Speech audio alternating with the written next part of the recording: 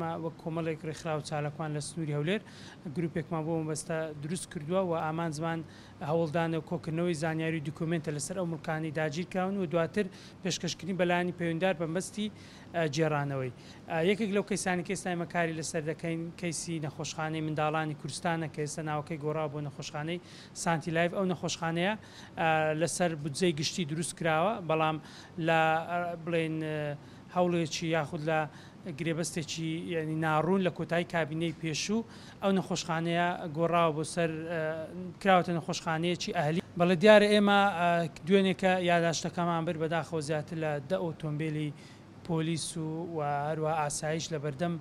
داواکاری گشتی وەستا بوون کە ئێمە لە ڕاستیدا بەبێ ئەوەی کە داوای ڕوونکردنەوەمان لەکەن پێیان گوتین کە ئێوە مۆڵەتتان ئێمەشمان پێشکەشکردنی یاداشتێک کۆبوونەوە کە ئێمە پێشتر مەوعیدمان هەبوو لەگەڵ داواکاری گشتی پێویستی بە مۆڵەت نییە بۆی هەڕەشەی گرتن و کۆمەڵێک ڕێشوێنی تریان لێکردین کە بەبێ ئەوەی بزانین هۆکارەکەی چیا بەداخەوەنی ئەو مامەڵەی ئێمە چاوەڕێ بووین ئەوان پشتیوانی ئەو هەوڵە بکەن چکەوە